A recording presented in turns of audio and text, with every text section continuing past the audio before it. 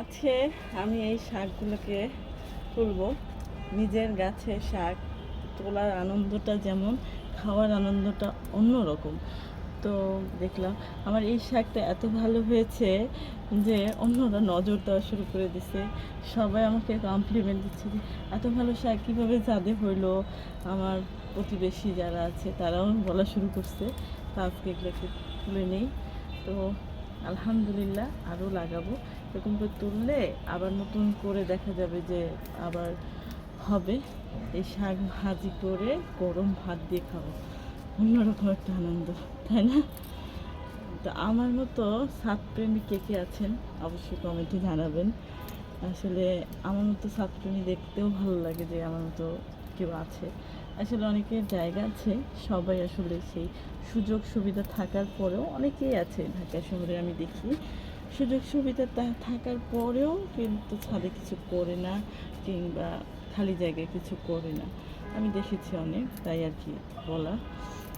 যারা আমার মতো ছাদ পাগল, মানে ছাদ কৃষি বলেন, মানে কৃষির সাথে জড়িত এবং তাদের একটা ভালো লাগে কাজ করে, তাদেরকে আমার সত্যি অনেক রেসপেক্ট এবং ভালোবাসা।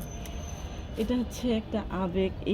এইটুকু শাক রোপণ করতে যেই খরচ, যে এনার্জি, যে সময় মানে আমার লস হয়েছে, মানে আমি এটা এই কাজের ক্ষেত্রে ব্যয় করেছি যেটাকে, এই চেয়ে খুব কম পরিমাণ এনার্জি, কম পরিমাণ টাকা ব্যয় আমি এর চেয়ে বেশি পরিমাণ শাক কিন্তু এনে খেতে পারতাম।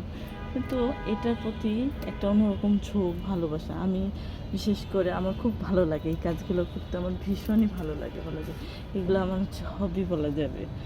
তো আমার ভালো লাগে, সেই ভালো লাগে থেকে করি, সময়টুকু ভালো যায় এবং পরিবারের জন্য হেলদি একটু খাবার অ্যারেঞ্জ করতে পারি।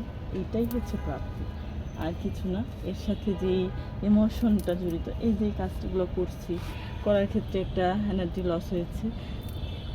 আসলে যতই আমরা আধুনিক হই না কেন, প্রকৃতির সাথে বেড়ে ওঠা, প্রকৃতির সাথে যে একটা সম্পর্ক, যেটা একজন মানুষের একবার হয়ে উঠলে সেটা কিন্তু চাইলেও সে তার থেকে দূরে চলে যাওয়া সম্ভব না। আমার এই কাজগুলো ভীষণই ভালো লাগে, তাই চেষ্টা করি যতটুকু পারি সময় দেওয়ার জন্য এই কাজের ক্ষেত্রে।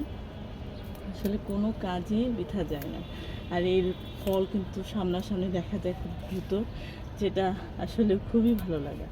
তো অনেকগুলো হয়েছে, একবেলা সুন্দর মতো আমাদের চলে যাবে। তো এরপরে আরও হবে দেখা যাচ্ছে। তো এভাবে একটু ডগাটাকে উপর থেকে তুলে নিলাম, এটাকে কুচি কুচি করবো। আর এরপরে আমি দেখাচ্ছি আমার গাছের মরিচ হয়েছে, সেগুলোও তুলবো।